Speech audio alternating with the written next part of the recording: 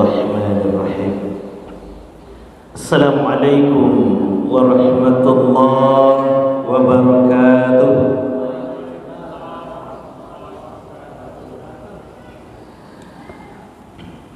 Alhamdulillah wa kafa, wassalatu wassalamu ala al-habibil mustafa wa ala alihi wa sahbihi wa mawafa. Ashhadu an la ilaha illallah wahdahu la sharika lah wa ashhadu anna Muhammadan abduhu wa rasuluh sallallahu alaihi wasallam la nabiyya ba'dah. Allahumma salli wa sallim ala sayyidina Muhammadin wa ala alihi wa sahbihi ajma'in. Bapak pengurus Masjid Agung Al-Madani beserta jajaran kepengurusan beliau yang sama kita hormati, bapak-bapak, ibu-ibu, segenap tokoh masyarakat, tokoh agama, tokoh adat, guru-guru kita, orang tua kita, imam kita yang hadir membersamai kita malam ini yang kita muliakan, bapak-bapak, ibu-ibu yang dirahmati dan dimuliakan oleh Allah Subhanahu wa taala. Syukur alhamdulillah kita ucapkan kehadiran Allah. Salawat dan salam semoga tetap tercurah kepada baginda Rasulullah Muhammad sallallahu alaihi wasallam. Allahumma salli ala sayyidina Muhammad wa ala ali sayyidina Muhammad. Bapak Ibu, kita awali malam kita dengan doa menyambut malam. Kita ambil doa pendek saja dari hadis riwayat At-Tirmizi nomor hadis 3381. Bismillahirrahmanirrahim. Allahumma bika amsayna wa bika asbahna wa bika nahya wa bika namut wa ilayka an-nusyur. Allahumma bika amsayna wa bika asbahna wa bika nahya wa bika namut wa ilayka an-nusyur. Ya Allah, bersamamu kami sore ini. Kami harap tetap bersamamu sampai subuh nanti. Bersamamu hidup dan mati kami. Kepadamu lah kami kembali. Amin ya rabbal alamin. Baik Bapak Ibu, untuk malam ini kita akan coba melihat firman Allah Subhanahu wa taala yang diterakan dalam surah yang ke-50 Qaf ayat yang ke-4. Bismillahirrahmanirrahim. Qad alimna ma tanqusul ardu minhum wa indana kitabun hafiz. Sungguh kami tahu apa yang kalian masukkan ke dalam perut bumi. Wa indana kitabun hafiz, dan kami punya buku catatan tentang orang yang dimasukkan ke dalam perut bumi itu. Baik Bapak Ibu, jadi ada satu istilah di dalam agama kita Bapak Ibu yang disebut dengan Al-Muntazar. Al-Muntazar. Apa Al-Muntazar itu? Dia bentuknya zorof, zorof zaman sekaligus zorof makan. Keterangan tempat ataupun waktu. Tempat menunggu atau waktu menunggu. Tempatnya di mana? Di alam kubur. Kita lebih familiar menyebutnya alam kubur atau alam barzakh. Waktunya kapan? Mulai dari kita dikuburkan oleh saudara-saudara kita nanti, sampai batas akhirnya kita dibangkitkan di yaumul ba'ats untuk dikumpulkan di padang mahsyar. Rentang waktu itu Bapak Ibu disebut dengan Al-Muntazar. Tempat itu disebut dengan Al-Muntazar. Kita lebih familiar menyebutnya alam barzakh atau alam kubur. Nah Bapak Ibu, apa yang akan kita lakukan, kita alami di saat Al-Muntazar itu? Ketika kita dimasukkan ke dalam liang lahat itu Bapak Ibu, justru kita akan mulai menerima DP. DP apa? DP azab kalau sekiranya kita akan diazab, mudah-mudahan tidak. dan DP nikmat kalau sekiranya nanti kita akan mendapatkan nikmat dari Allah Subhanahu wa taala. Mudah-mudahan iya. Dan itu prosesnya mulai dari awak dikuburkan oleh saudara-saudara. Jadi Bapak Ibu, setelah kita wafat nanti, kita dimasukkan ke dalam liang lahat, pengantar jenazah ditimbun, lalu kemudian pengantar jenazah itu akan pulang ke rumah masing-masing, dan Allah Subhanahu wa taala akan mengirim dua makhluk kepada kita semua. Yang pertama cacing-cacing tanah, yang kedua malaikat mungkar dan nakir. Cacing-cacing tanah itu dia akan masuk ke dalam lubang hidung kita secara fisikal. Dia akan masuk ke dalam lubang hidung awak, dia akan masuk ke dalam mulut awak, masuk ke dalam rongga mata awak, masuk ke dalam telinga awak, dan tempat pertama yang dituju untuk dimakan, diurai oleh cacing-cacing tanah itu adalah maidatina, lambung kita. Masuk ke dalam mulut awak, langsung menuju lambung, dan dia akan mengurai lambung kita. Masuk melalui hidung, masuk melalui telinga, masuk melalui rongga mata, dia akan menuju lambung, dan dia akan mengurai pertama kali lambung kita. Jadi Bapak Ibu, dari anggota tubuh kita ini, bagian pertama yang akan diurai, dimakan oleh cacing-cacing tanah itu adalah maidatina, lambung kita. Nah, di saat yang lain, malaikat Allah mungkar dan nakir, dia akan menerima dan membentangkan buku catatan amaliyah kita. Buku catatan itu diserah terimakan dari malaikat rakib dan atid, yang kita catat, kita diktekan selama kita hidup di dunia ini. Maka turunlah firman Allah untuk menjelaskan itu dalam surah yang sama, Qaf ayat yang ke-18. Ma yalfizu min qaulin illa ladaihi raqibun atid. Tidak ada satu pun yang kita ucapkan, bahkan jangankan kita ucapkan, kita perbuat apalagi, semuanya itu ladaihi raqibun atid. Semuanya dalam pengawasan dan catatan malaikat rakib dan atid. Jadi apa yang awak kerajuan di permukaan bumi itu Bapak Ibu, itu dicatat oleh malaikat rakib dan atid. Bahkan hadir duduk awak di masjid kini, itu dicatat oleh malaikat rakib dan atid. Nanti akan dibentangkan di dalam alam barzakh kita, alam kubur kita, atau alam al-muntazar kita. Dan itu nanti akan dikonfirmasikan kepada kita. Dan hebatnya Bapak Ibu, buku catatan kita itu kitabun hafiz dalam Al-Quran, surah yang ke-50 ayat yang ke-4 ini disebut, dalam ayat lain disebut dengan istilah kitabum marqum. Dalam ayat ini disebut kitabun hafiz, buku catatan yang terjaga, terpelihara. Nah, buku catatan itu nanti dibentangkan oleh malaikat mungkar dan nakir, dan hebatnya buku catatan kita itu akan terbagi menjadi 4 bagian besar. Kalau tiba di anak kuliahan, tiba di buku sampai bab isinya Pak Ibu. Ada bab 1, 2, 3 dan 4. Bab satunya adalah babul maidah, bab lambung. Jadi cacing-cacing tanah akan mengurai lambung kita. Di saat yang lain malaikat rakib dan atid, malaikat mungkar dan nakir akan membentangkan buku catatan terkait dengan lambung kita ini. Begitu yang disampaikan oleh Imam As-Sa'di ketika beliau menafsirkan firman Allah surah yang ke-50 ayat yang ke-4 ini. Nah Bapak Ibu, sekarang kita lihat apa isi buku catatan amaliyah kita itu. Kita bisa mereka karena kita yang mendiktekan kepada malaikat mungkar, malaikat rakib dan atid. Di bab 1 itu Bapak Ibu, di babul maidah ada 3 poin isinya minimal. Pertama, apa yang kita masukkan ke dalam lambung kita. Yang kedua, bagaimana caranya memasukkannya ke dalam lambung kita. Kemudian yang ketiga, bagaimana cara mengeluarkan dari dalam lambung kita. Semuanya itu tercatat rapi dan akan kita pertanggungjawabkan di alam al-muntazar ini.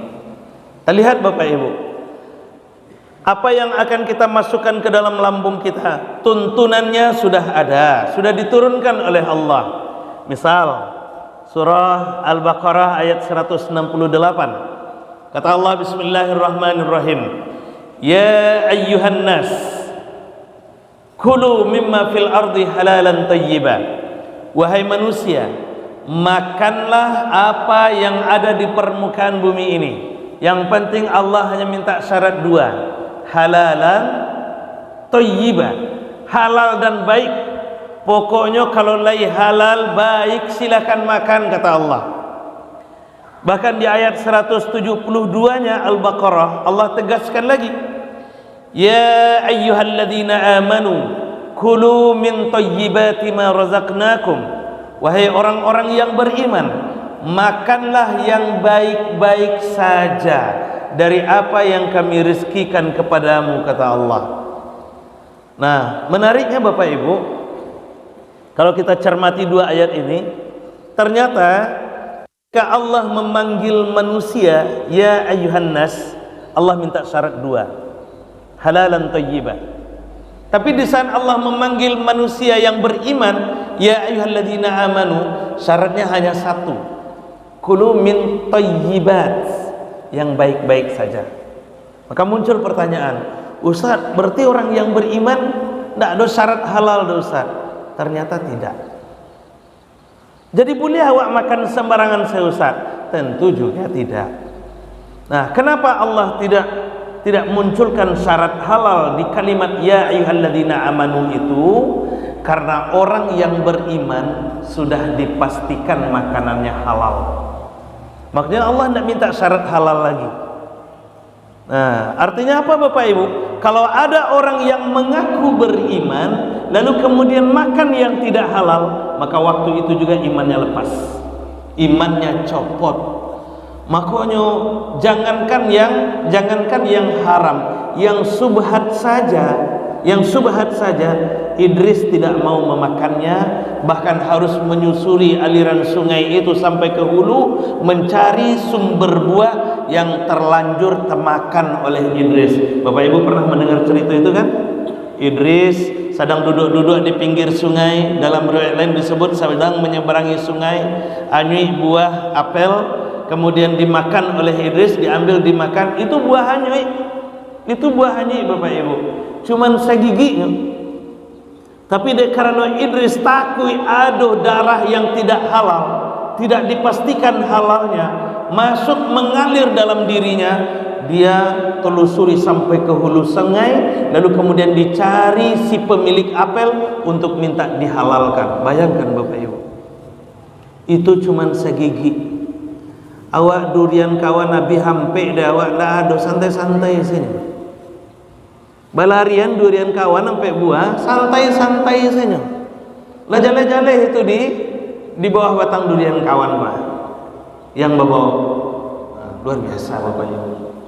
Nah, maka orang yang beriman tidak diminta syarat halal lagi oleh Allah, karena orang yang beriman sudah pasti makanannya halal. Bapak Ibu, barangkali kita perlu juga merenung. Bak kece orang tua awak, indak batu gadang yang membuat awak tataruang. Tapi ada kareke-kareke ketek, kerikil-kerikil kecil, itu nan menyandung awak, itu yang menaruang awak, itu yang membuat awak jatuhnya Bapak Ibu. Artinya apa? Alun tantu proyek ratusan miliaran, proyek puluhan ratusan juta itu yang membuat awak jatuh lain. Alun tantu proyek miliaran itu yang membuat awak jatuh lain. Bisa jadi hal-hal ketek kok yang beko mungkin akan membuat awak tatarungnya. Apa hal-hal ketek itu? Itu yang dilakukan oleh Idris. Karena takutnya Idris tertarung, makanya Idris harus mengarungi, menyusuri ke hulu sungai itu. Dan apa lagi? Maka sering mencontohkan Bapak Ibu, misal ibu-ibu masak misalnya kan, awak bali yang kadi masak ikan, awak bali ikan segar, tiba di rumah awak masak dalam pangan awak kok membuat gulai kapal laut. Lah tabayang dah awak tu dapat ikan segar di pasar, awak bawa pulang, awak rencana awak membuat gulai kapal laut. Lah awak berasian ikan tadi, awak masukkan ke kuali, awak masak, kemudian awak adu-adu. Kiranya Bapak Ibu pas sedang mengadu-adu itu awak cicip, awak kicau, kurang lama rasanya. Bakok kurang lama, daun ruku-rukunya kurang. Nah, akhirnya awak caliak kamu ke rumah, ndak ada tumbuh ruku-ruku doh. Di samping rumah ndak loba tanam ruku-ruku tadi. Balirik ke pekarangan tetangga, nampak ruku-ruku segar-segar hijau-hijau. Tapi tetangga sedang ndak di rumah. Biasanya Bapak Ibu. Bambiak siapa? Mintanya belakangan saja Pak. Oh, gitu. Diambil sedulu beko baru diminta, baru ngecek ya Pak. Gitu ya. Ada lo kawan yang minta ke batangnya Pak. Bu, ete uni minta ruku-ruku 2 tangkai yo, ambil lah. Inyo yang minta inyo lo ngecek ambil lahnya. Pernah kejadian? Ama-ama di belakang pernah seperti itu? Pernah Bu? Kacau tuh mah. Awak yang minta, awak lo yang mengecek ambil lahnya, nan marangge ruku-ruku tetangga. Aiko jadi masalah tuh. Sudah itu terima kasih lo gaya tuh mah. Terima kasih yo. Iyo kecenyo. Iyo yang menerima kasih. Inyo lo yang mayuan. Kan kacau tuh Bapak Ibu. Yang merangge ruku-ruku tetangga. Nah, itu. Kacau tuh mah. Atau pakai apa gitu tadi kan? Awak ambil saya dulu Ustaz. Beko kalau nyelah pulang ke rajo, beko awak baru ngecek. Ya Pak. Iyalah. Awak ambil ruku-rukunya 2 tangkai berasihan masukan ke gulai awak. Awak aduk-aduk gulai tadi, lah masak gulai awak makan sama anak keluarga. Kiranya Bapak Ibu sedang lama-lama mencuci kepala lauk tadi itu, tacakit dek tulang. Maningga awak misal maningga awak misal. Abilo minta izin oleh Bapak Ibu. Bila minta izin oleh. Abaa status gulai yang awak masak joruku-ruku adun minta izin. Gulai kok dimakan di anak keluarga awak, jadi darah daging mengalir dalam tubuh anak-anak awak. Coba bayangkan itu Bapak Ibu. Maka orang yang benar-benar beriman dia tidak akan mau melakukan itu sembarangan. Nah, tapi sebenarnya Bapak Ibu pesan apa bukan itu. Kalau awak yang rajin bertanam-tanam, bakabun di rumah, awak buat kebun toga namanya tuh di rumah kan, awak tanam ruku-ruku, sarai, kunyi, pandan, jeruk, apa lain. Kebutuhan pokoknya kebutuhan harian tuh awak tanam di rumah awak sampaikan ke tetangga awak. Ibu uni ete apa kalau paralu bisa iko ambil selah. Kalau itu yang kedua Bapak Ibu, kapan saja kita ngambilnya halal. Karena sudah ada izin. Tapi kalau tidak ada izin tadi itu, itu yang akan jadi masalah. Allah Ustaz, awak niatkan Ustaz. Tidak cukup dengan niat.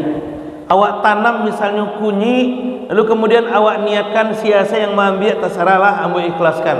Tidak bisa. Orang yang mengambil alun minta izin secara langsung belum halal dia.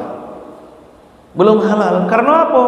Urusan dengan Allah memang niat, tapi urusan dengan manusia itu akad namanya. Harus ada kato yang sepatah harus keluar itu. Maka kecaan kata tetangga awak itu, Bu, kok paralu daun pandan ambil selah ikua, tapi dia mau kolak semangkuk di. Gitu kecaan. Yuk, yuk, jangan. Itu bau ujung itu. Tuh, jadi Bapak Ibu, kalau awak yang rajin bertanam-tanam tadi itu, sampaikan ke tetangga awak supaya apa? Supaya bila saja tetangga awak butuh, nyo ambil halalnya. Sehingga ndak jadi batu sandungan bisa. Nah itu. Kayak apa misalnya awak yang di kantor misalnya yang bekerja di kantor Bapak Ibu, kadang-kadang di kantor meja. Di atas meja kawan kok ada kue. Kawan sedang ndak duduk di situ, kawan sedang pai keluar misalnya kan. Kadang-kadang awak sambil lewat basembah jual kue kawan kau. Bagi awak mungkin biasa, bagi awak mungkin itu hal kecil Bapak Ibu. Bagi awak itu mungkin hal kecil. Tapi karena ini belum minta izin, bisa jadi dia sedang butuh. Bisa jadi dia sedang butuh misalnya, atau nyulah pengana. iko kue ko kamu bawa pulang untuk anak ambo di rumah katanya kan. Tahu-tahunya tiba kuenya lah hilang. Akan ketek hatinya tuh. Ketek hatinya. Atau bakecek tadi Bapak Ibu. Biasa saya awak bertetangganya Ustaz, awak ambil daun kunyitnya misalnya kan, Pak Ibu. Daun kunyitnya, apalagi bahkan kalaupun sudah minta izin atau sudah diizinkan pun oleh tetangga awak misalnya, kalau daun kunyitnya misalnya tinggal 2 helai, jangan diambil julai. Jangan diambil julai. Beko kawan ko pulang nyo membawa lauk lo misalnya kan nyo berencana nyo pulang kerja hari lah sore, nyo tiba di rumah berencana kan membuat gulai lauk lo. Tiba di rumah hari sanjo nyo memasak, nyo buat gulai lauk, nyo caliak daun kunyitnya lama ranggeh. Baku tu artinya tu. Makanya dia agak-agak seperti itu Bapak Ibu, kita menjaga.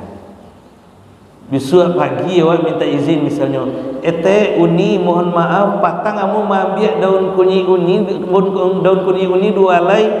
Dek kau nan ambil kironyo.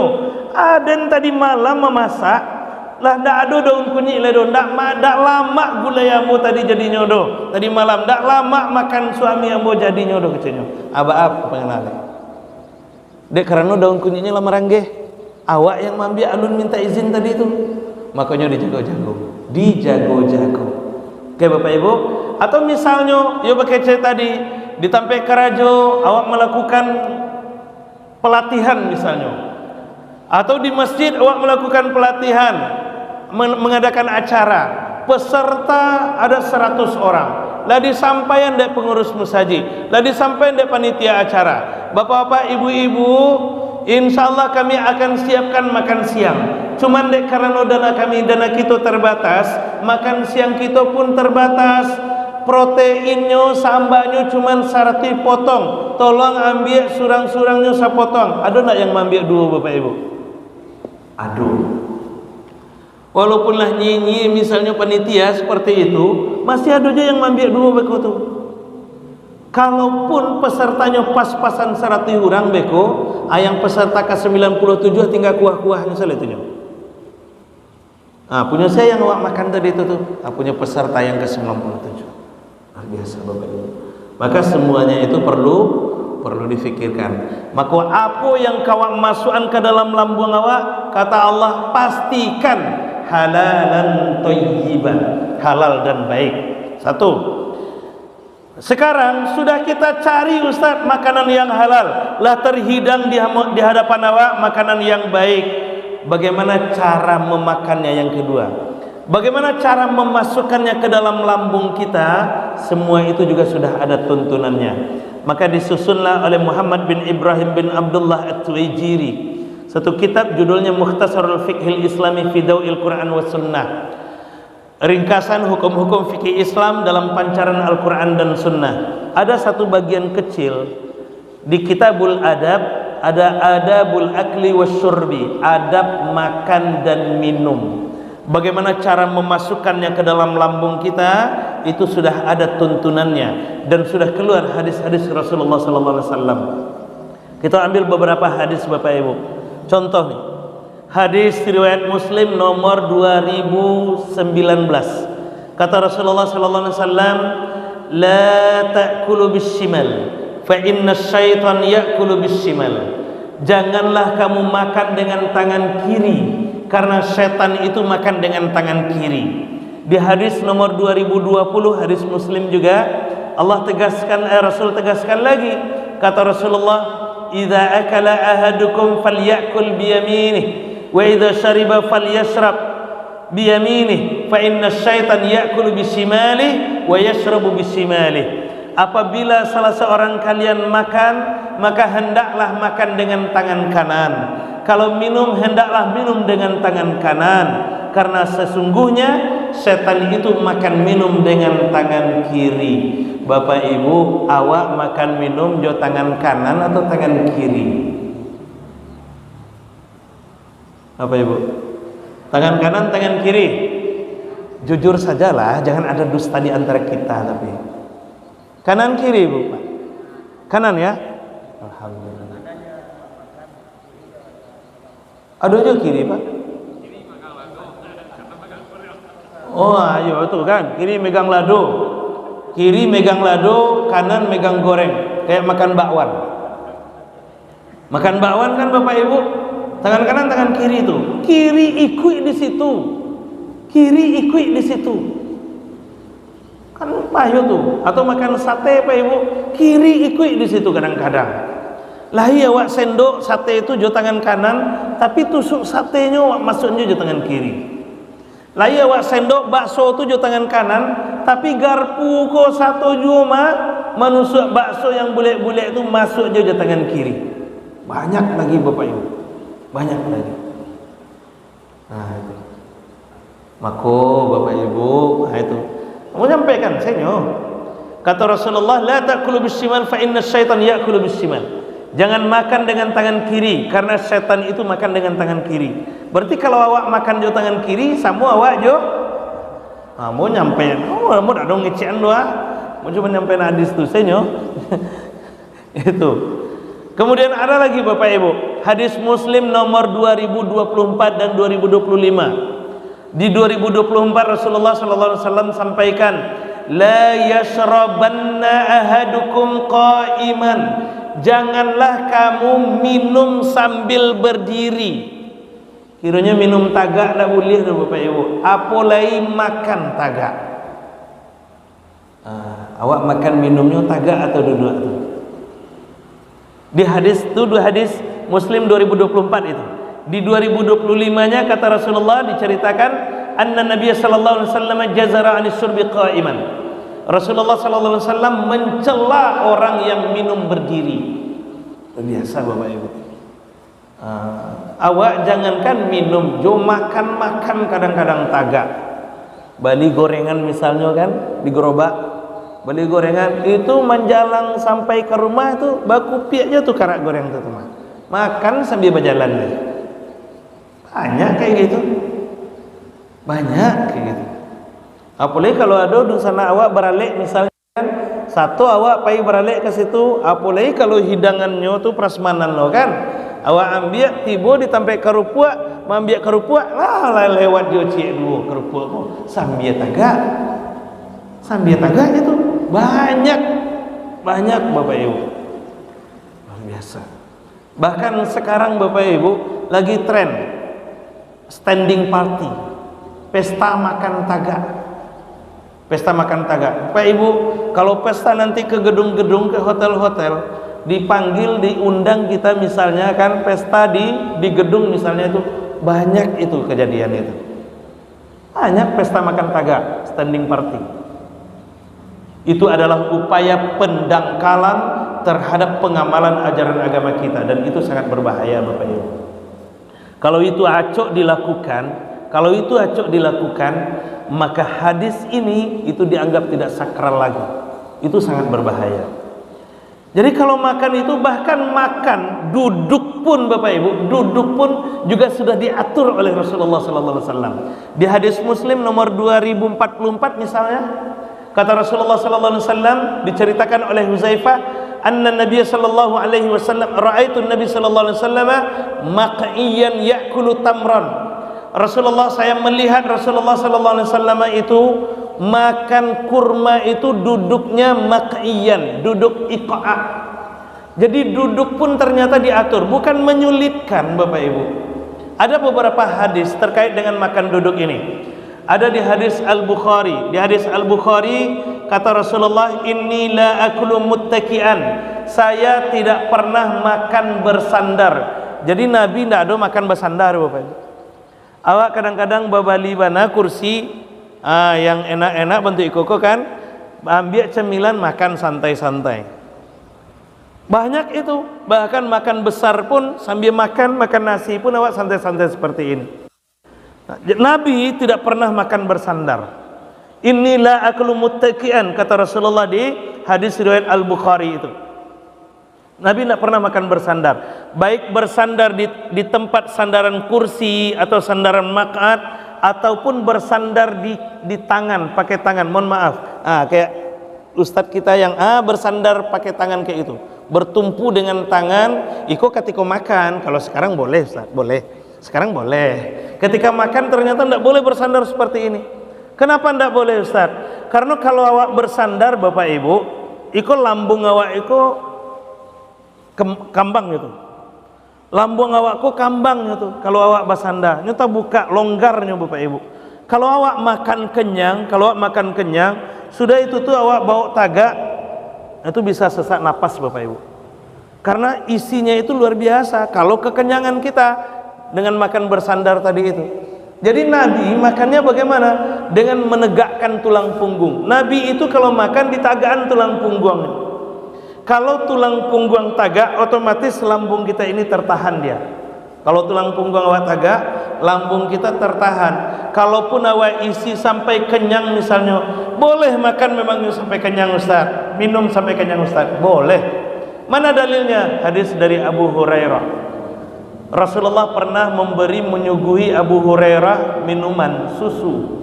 Disuruh minum taruh, disuruh tambah taruh, sampai kata Abu Hurairah, fasara hatta batni fasara kalqidah, kata Abu Hurairah, sampai parui ambuku kekenyangan, kata Abu Hurairah. Jadi boleh makan minum sampai kenyang, tapi sesekali. Nah, hebatnya Bapak Ibu, kalau awak makan dengan menagaan tulang punggung awak, lalu kemudian awak isi sakanyang-kanyangnya pun, ketika awak bawa tagak Bapak Ibu, dia akan melonggar lagi. Sehingga kita tidak sesak napas karenanya. Begitu ternyata luar biasa. Bahkan duduk pun, cara duduk di lantai pun Rasulullah juga sudah sampaikan. Di hadis Muslim 2044 itu dari Abu Huzaifah itu, ra'aitu Nabi sallallahu alaihi wasallam maqiyan ya'kulu tamran. Nabi itu kalau makan duduknya duduk iqa'a. Duduk iqa'a itu Bapak Ibu duduk basimpuah. Duduk basimpuah dengan bertumpu pada dua tumit. Perlu dipraktekkan enggak Bapak Ibu? Monggo Ustaz. Belum. Duduk iqa'a yang pertama, seperti Ustaz kita ini. Bertumpu pada dua tumit. Tumitnya di rabahan Ustaz, coba Ustaz. Itu iqa'a pertama. Tumitnya di rabahan. Ketika Nabi makan tasasa, aklan zari'an atau aklan hatithan dalam hadis itu, tumitnya di tagaan. Kayak tadi. Kayak gitu. Jadi Nabi makannya seperti itu Bapak Ibu. Jadi itu satu. Itu cara duduk yang pertama. Lalu kemudian yang dicontohkan oleh imam kita tadi bagaimana? Yang angkat kaki sebelah misalnya kan. Boleh tidak Ustaz? Boleh.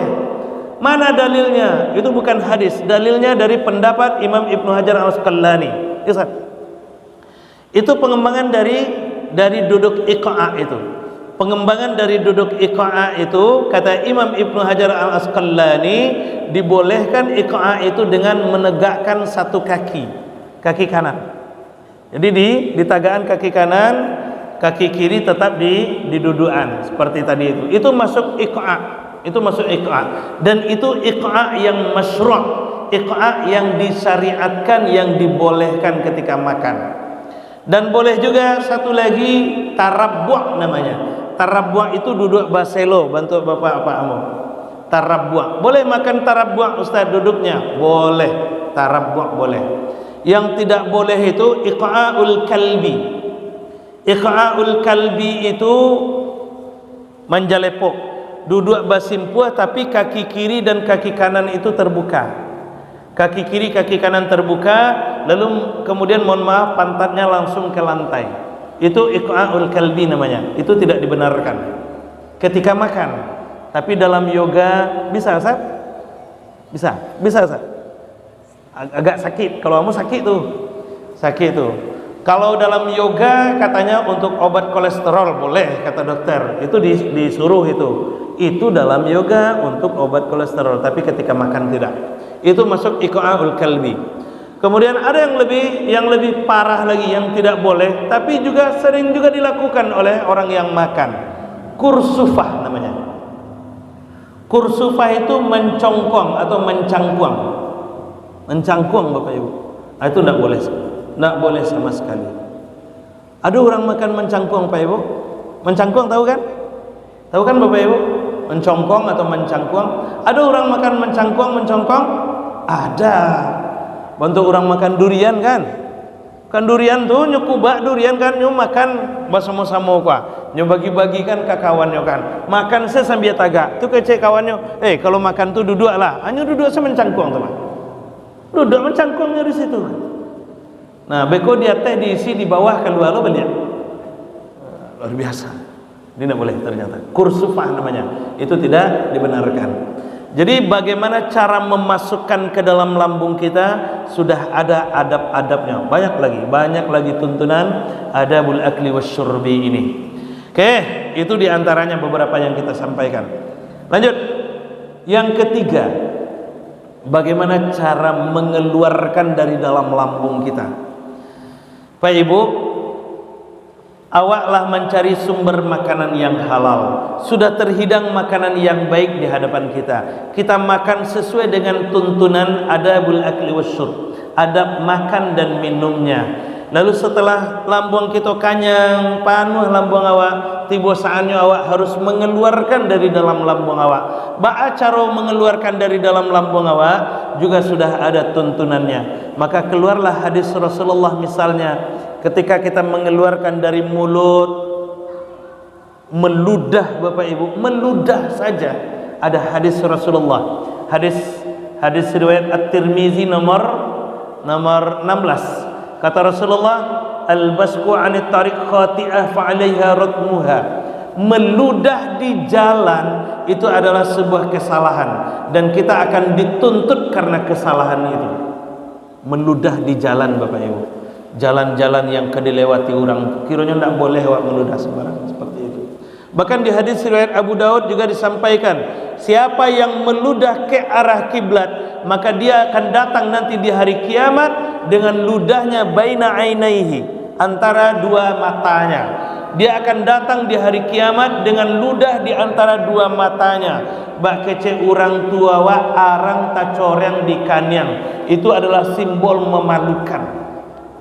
Kita akan dipermalukan besok di akhirat oleh Allah Subhanahu wa taala.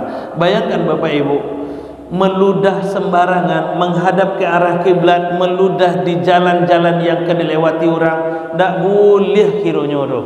Bakon ndak boleh Ustaz, karena itu tuh ludah itu akan mengganggu orang. Bakon mengganggu orang ndak nyaman deh itu.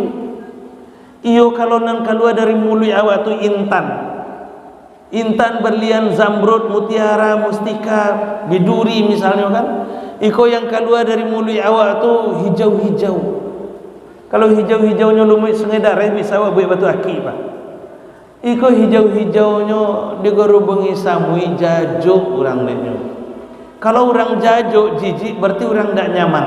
Kalau orang tidak nyaman, kita sudah membuat orang lain tidak nyaman, berarti itu zalim. Jadi kezaliman itu adalah membuat orang lain tidak nyaman, zalim namanya. Itu kesalahan kita. Jadi kalau kamu ludah kama, pinggir. Pokoknya jangan di jalan yang kedilewati orang. Iko kadang-kadang bukan hanya di jalan Bapak Ibu, dari teh motornya meludah. Sedang bakaja-kaja, bakal yang kancang bairing-iring naik motor, tabatuknya hanya baik saya meludah, tabang-tabang ludahnya. Kawan di belakang ndak lo pakai helm lo, tibo di kanyang kawan. Kalau tibo di kanyang masih lumayan pak. Kiranya kawan kau sedang menguok di belakang, masuknya bule-bule aku kan kacau ini. Hijrah kacau tu Bapak Ibu. Maka kalau awak naik motor, kalau awak kamu ludah pinggir dulu, meludahlah di pinggir itu. Tidak ada masalah Bapak Ibu. Nah itu lewat bawah juga seperti itu. Lewat bawah juga sudah ada tuntunannya. Maka keluarlah hadis riwayat Ahmad 5236. Kata Rasulullah SAW, kalau kamu buang air, cari tempat yang tertutup. Kalau kamu buang air, cari tempat yang tidak ada lubang. Jangan kadang-kadang de awak malih pai ka WC, malih ka tampe buang air, awak cari se batang karambie, kiranya di bawah batang karambie itu ada samui sedang bagalui-galui nyojo anaknya, nyojo cucunya, nyojo minantunya. Antahnya sedang reunian bagi nyojo kawan-kawannya kan. Awak buang air di situ. Bagi awak iyo sakete, Pak. Tapi bagi samui itu samu jo banjir Nabi Nuh tu mah. Angin lo deh kan. Taniahnya samu idenya Bapak Ibu. Maka kata Nabi kalau buang air carilah tempat-tempat yang aman, yang tidak akan menggaduh yang lain. Luar biasa. Nah, lanjut. Maka kembali lagi ada adab juga kan?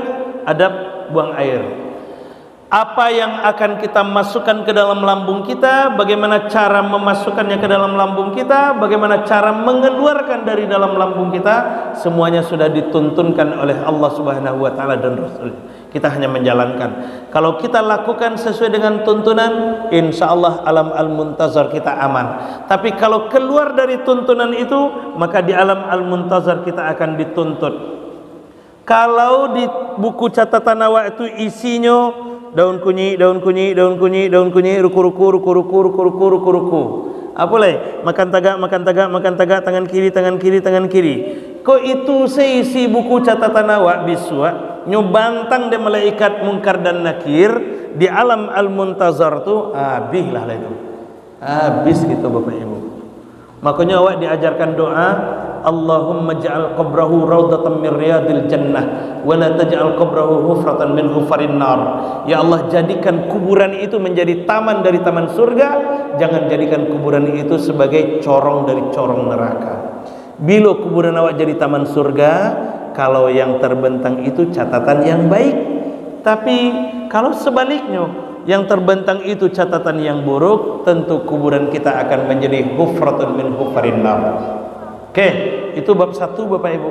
Bab 2. Setelah urusan lambung selesai, kemudian lambung kita diurai oleh cacing-cacing tanah, maka cacing itu nanti kemudian dia akan menggerogoti daging-daging kita. Dia akan makan daging-daging kita ini Bapak Ibu. Barunya makan naik ke dalam ke badan kita bagian atas, turun ke badan kita bagian bawah. Dimakan daging-daging kita, apakah itu daging yang menyatu dengan tulang ataupun daging yang tidak menyatu dengan tulang. Daging yang tidak menyatu dengan tulang itu kayak lidah, otak, hati masuk ke dalamnya. Lidah yang daging yang menyatu dengan tulang, ini daging-daging pembalut tangan, pembalut tulang-tulang tangan, pembalut tulang-tulang kaki, semua itu akan kita pertanggungjawabkan nanti di hadapan Allah Subhanahu wa taala. Jadi mata kita akan kita pertanggungjawabkan, telinga kita akan kita pertanggungjawabkan, hati kita akan kita pertanggungjawabkan, tangan dan kaki kita akan kita pertanggungjawabkan. Maka turunlah firman Allah surah yang ke-17 Al-Isra ayat yang ke-36. Innas sam'a wal basara wal fuada kullu ulaika kana anhu mas'ula. Sungguh penglihatan kita, pendengaran kita, bahkan hati yang menggerakkan anggota tubuh kita ini, semua itu akan dimintai pertanggungjawaban di hadapan Allah Subhanahu wa taala. Maka aja mau sampaikan Bapak Ibu, ini telunjuk, dagingnya hanya sedikit. Ini telunjuk, dagingnya hanya sedikit, tapi pertanggungjawabannya luar biasa. Karena dengan telunjuk ini kita sering beraktivitas. Belum lagi telunjuk ini yang kecil tadi, telunjuk kok yang mambiak daun ruku-ruku, telunjuk kok yang mambiak daun kunyi, telunjuk kok bahkan yang menanda tangan palsu. Semua itu akan diminta pertanggungjawaban di hadapan Allah Subhanahu wa taala. Oke, Bapak Ibu, kita percepat. Habis daging-daging kita, tinggallah tulang belulang kita. Maka baru kemudian cacing-cacing tanah itu akan masuk ke dalam tulang belulang kita, menggerogoti sumsum kita. Barulah habis daging-daging awakku nampak tulang belulang putih. Maka tadi siang saya sampaikan, jangan sampai berani-berani mengungkapkan sampai putih tulang dan dalam kubur ndak kaden maafkan doh. Karena apa Bapak Ibu? Sebelum tulang awak putih itu panjang pertanggungjawabannya. Kita harus pertanggungjawabkan lambung kita dulu. Kita harus pertanggungjawabkan daging-daging awak dulu. Mata awak, talingu awak, akal awak, hati awak, semua anggota tubuh awak akan awak pertanggungjawabkan. Baru nampak tulang putih. Jadi kok ada orang yang mengecekan sampai putih tulang dan dalam kubur ndak kaden maafkan doh. Itu luar biasa manusianya itu. Luar biasa manusianya itu Bapak Ibu. Luar biasa. Karena pertanggungjawabannya sangat hebat. Pertanggungjawabannya sangat hebat. Nah, termasuk jojo tulang-tulang yang sakete tadi itu, yang 3 karik di telunjuk awak tadi itu juga akan dimintai pertanggungjawaban. Oke, lanjut terakhir. Dah habis lambung kita, habis daging-daging kita, habis kemudian tulang belulang kita, tinggallah rambut kita. Asy'arihim, babul asy'ar, bab rambut kata Imam As-Sa'di. Ada babul maidah, ada babul laham, ada babul izam, bab tulang, ada babul asy'ar, babus syi'r, bab rambut. Tinggal rambut kita. Artinya apa? Kata Imam As-Sa'di, rambut ini adalah bagian terakhir yang akan diurai oleh cacing-cacing tanah. Itu pertanda rambut adalah simbol aurat, pertanda bahwa aurat adalah bagian terakhir yang akan kita pertanggungjawabkan.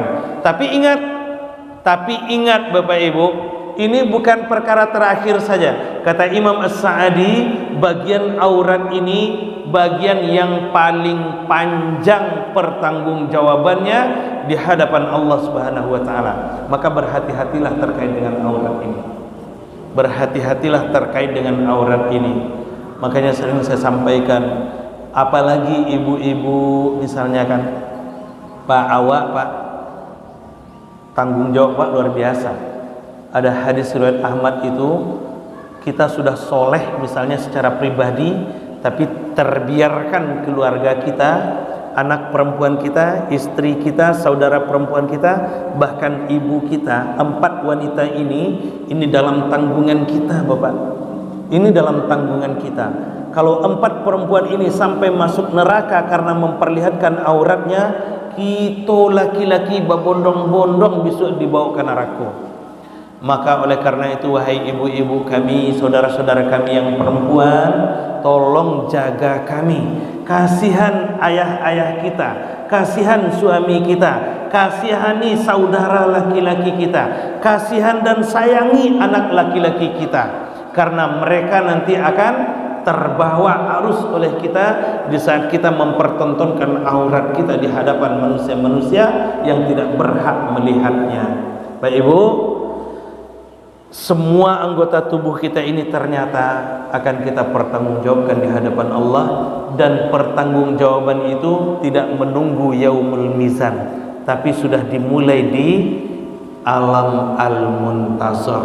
Maka sebelum alam al-muntazar itu datang, mari kita perbaiki buku catatan amaliyah kita, sehingga nanti di saat alam al-muntazar itu tiba, kita berada di dalamnya, yang terbentang itu adalah catatan-catatan yang baik.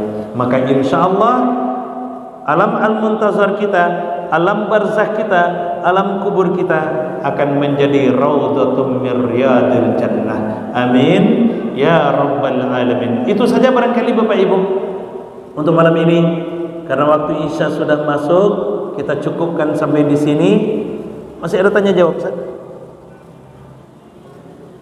Ya, kita cukupkan aja dulu Pak. Oke, baik Bapak Ibu, kita cukupkan dulu sampai di sini. Mudah-mudahan ada manfaatnya buat kita bersama, sebagai pengingat buat kita. Mohon maaf apabila ada kesalahan, dan terima kasih atas perhatiannya.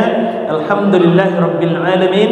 Subhanakallahumma bihamdik, asyhadu an la ilaha illa anta, astaghfiruka wa atubu ilaik. Assalamualaikum warahmatullahi wabarakatuh.